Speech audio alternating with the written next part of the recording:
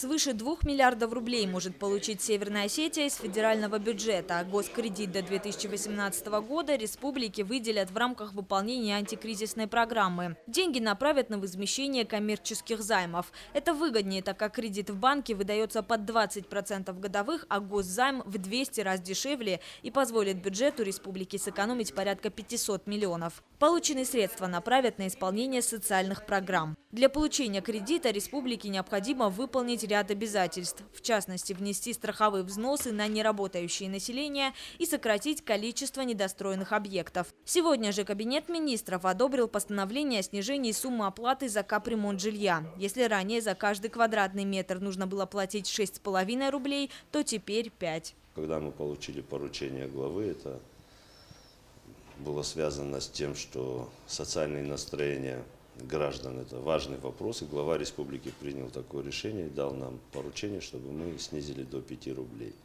И перерасчет сделали с 1 января 2015 года.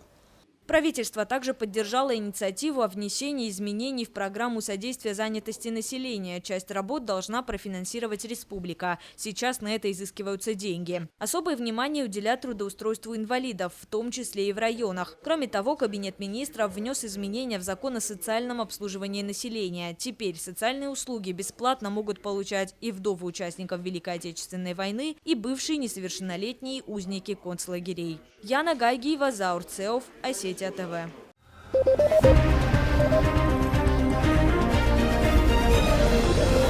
Thank you.